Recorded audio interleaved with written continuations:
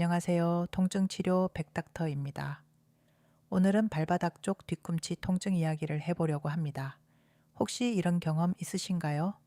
아침에 자고 일어나서 침대에서 첫 발을 내딛는 순간 발 뒤꿈치 바닥이 찌릿하게 아픈 경험.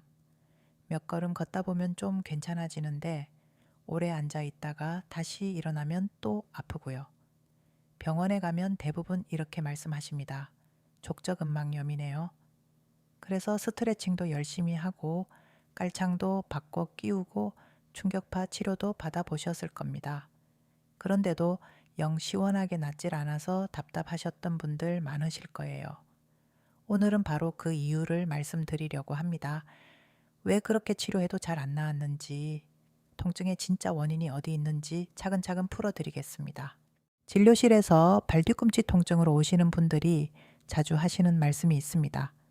아침에 첫 발을 디디들 때가 제일 아파요. 칼로 찌르는 것 같아요. 처음엔 아픈데 좀 걸으면 풀려요. 반대로 걸으면 걸을수록 더 아파져요. 스트레칭하고 깔창도 꼈는데 그때뿐이에요. 이 중에 하나라도 해당되신다면 오늘 영상 끝까지 보시면 좋겠습니다. 그리고 여기서 미리 한 가지 짚어두겠습니다. 방금 두 번째랑 세 번째 정반대였죠.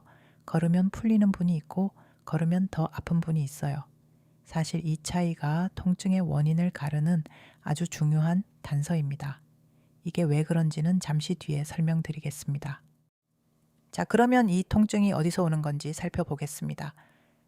족저근막염이라는 이름 때문에 많은 분들이 발바닥 근막에 염증이 생긴 병이라고 생각하십니다.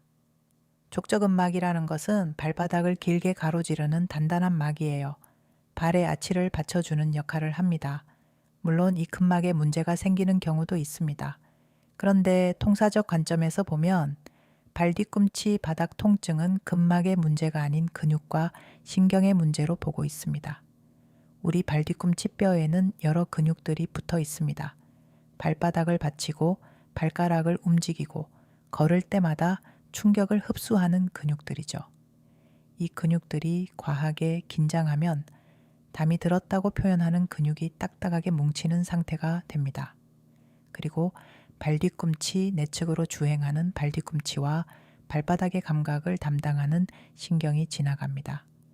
주변 근육이 뭉쳐서 부으면 이 신경들이 눌리게 됩니다. 신경이 눌리면 어떻게 됩니까? 찌릿하고 시리고 콕콕 쑤시는 통증이 생깁니다. 정리하면 이렇습니다. 발뒤꿈치 바닥 통증은 단순히 근막에 염증이 생긴 게 아니라 발꿈치 뼈에 붙은 근육들의 과긴장과 그 근처를 지나는 신경이 눌린 것이 함께 작용하는 경우가 많다는 겁니다. 걸으면 풀리는 분과 걸을수록 더 아픈 분의 차이를 말씀드리겠습니다. 신경이 눌려서 생긴 통증은 가만히 있다가 첫 발을 디딜 때 찌릿하고 좀 움직여서 신경 주변에 혈액순환이 돌면 오히려 좀 가벼워지는 경향이 있습니다. 반대로 근육이 뭉쳐서 생긴 통증은 그 근육을 계속 쓰게 되는 거니까 걸으면 걸을수록 더 부담이 쌓여서 통증이 더 심해집니다. 실제로는 위 두 가지가 섞여서 나타나는 경우가 많습니다. 발바닥 스트레칭은 족저근막을 늘려주는 거예요. 깔창도 마찬가지로 근막에 가해지는 부담을 줄여주는 역할입니다. 좋은 방법이고 도움이 됩니다. 그런데 만약에 진짜 통증의 원인이 근막이 아니라 발꿈치 뼈에 붙은 근육의 담과 눌린 신경이라면 근막만 아무리 늘려도 정작 뭉친 근육과 눌린 신경은 그대로 남아있을 것입니다. 그러니 그때뿐이고 다시 통증이 올라오는 거예요.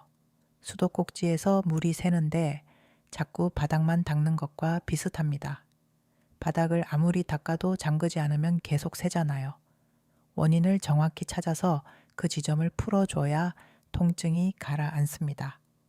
이것이 오늘 제가 가장 강조하고 싶은 부분입니다. 그러면 내 통증이 근막 문제인지 근육과 신경 문제인지 어떻게 구분할까요? 먼저 어디를 눌렀을 때 아픈지를 봅니다. 발 뒤꿈치 통증도 아픈 위치가 조금씩 다릅니다. 위치에 따라 관여하는 구조물이 달라지기 때문에 정확히 어디가 아픈지 짚어보는 게 첫 단계입니다. 다음으로 통증의 양상을 봅니다. 묵직하게 아픈지 찌릿하게 전기 오듯 아픈지 저리고 시린 느낌이 있는지, 특히 찌릿하거나 저린 느낌이 있다면 신경이 관여하고 있을 가능성을 봅니다. 마지막으로 언제 어떻게 아픈지를 봅니다. 아침 첫걸음에 심한지, 걸으면 풀리는지, 아니면 걸을수록 더 아픈지, 쉬어도 계속 아픈지. 앞에서 말씀드렸듯이 걸을 때 반응이 중요한 단서가 됩니다. 이런 과정을 종합해서 통증이 어디서 오는지를 판단하게 됩니다. 그래서 같은 발 뒤꿈치 통증이라도 환자분마다 치료 접근이 달라질 수 있는 거예요. 그러면 통사에서는 이 통증을 어떻게 다룰까요? 첫째, 근육의 곽인장, 그러니까 담을 풀어주는 치료입니다. 발꿈치 뼈에 붙어 딱딱하게 뭉친 근육을 이완시키는 거예요. 둘째, 눌린 신경을 풀어주는 치료입니다. 신경을 누르고 있던 압박을 줄여서 찌릿하고 저린 통증을 가라앉힙니다. 셋째, 스냅피 치료를 통해 교감신경의 과흥분을 풀어서 병변 부위의 근육과 신경의 혈액순환을 살리는 치료입니다. 피가 잘 돌아야 조직이 회복되니까요. 이 세 가지를 함께 다뤄서 통증의 원인을 한 번에 풀어주는 것이 통사 치료의 핵심입니다. 정리하겠습니다. 발뒤꿈치 바닥 통증, 족저근막염이라고 부르지만 족저근막 하나만의 문제가 아닌 경우가 많습니다. 발꿈치 뼈에 붙은 근육의 담과 눌린 신경을 함께 봐야 합니다. 원인을 정확히 봐야 치료도 정확해집니다. 통사 치료에서는 주사 치료가 중심입니다. 발꿈치 뼈에 붙은 근육의 담과 눌린 신경, 바로 그 지점을 정확히 찾아서 풀어주는 게 먼저예요. 원인이 되는 자리를 풀어주는 거죠. 주사 치료 다음에 체충격파 등 물리치료를 더해주면 회복이 한층 더 좋아집니다. 풀어준 자리에 혈액순환을 살리고 조직 회복을 도와주는 역할을 하는 거예요. 여기에 통사만의 강점이 하나 더 있습니다. 바로 스냅피 치료입니다. 발바닥으로 가는 교감신경의 과흥분을 풀어서 병변 부위의 혈액순환을 살려주는 치료입니다. 아무리 원인을 풀어줘도 그 자리에 피가 잘 안 돌면 회복이 더디기 때문에 통사에서는 스냅피 치료를 통증 치료와 함께 해줍니다. 원인을 먼저 풀어주고 도수치료나 충격파 등으로 마무리한 후 거기에 혈액순환까지 살려줘야 효과가 제대로 나는 것입니다. 이 조합이 빠지면 같은 치료를 받아도 결과가 다를 수밖에 없습니다.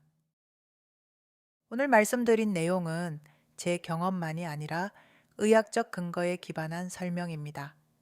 발뒤꿈치 통증의 원인과 신경의 역할, 그리고 치료 방법에 대한 연구들을 화면에 정리해 두었습니다. 관심 있으신 분들은 참고하시면 좋겠습니다. 마지막으로 꼭 드리고 싶은 말씀이 있습니다. 발은 우리 몸의 토대입니다. 발 뒤꿈치가 아프면 자기도 모르게 걸음걸이가 바뀌고 그게 오래되면 무릎이나 고관절, 허리까지 영향을 줄 수 있습니다. 그러니 그냥 좀 아프다 말겠지 하고 참지 마시고 일찍 살펴보시는 게 좋습니다. 발 뒤꿈치 통증은 원인을 정확히 찾으면 충분히 좋아질 수 있는 통증입니다. 너무 걱정하지 마시고 다만 방치하지는 마세요. 오늘 영상이 도움이 되셨다면 구독과 좋아요 부탁드립니다. 궁금한 점은 댓글로 남겨주세요. 지금까지 통증치료 백닥터였습니다. 감사합니다.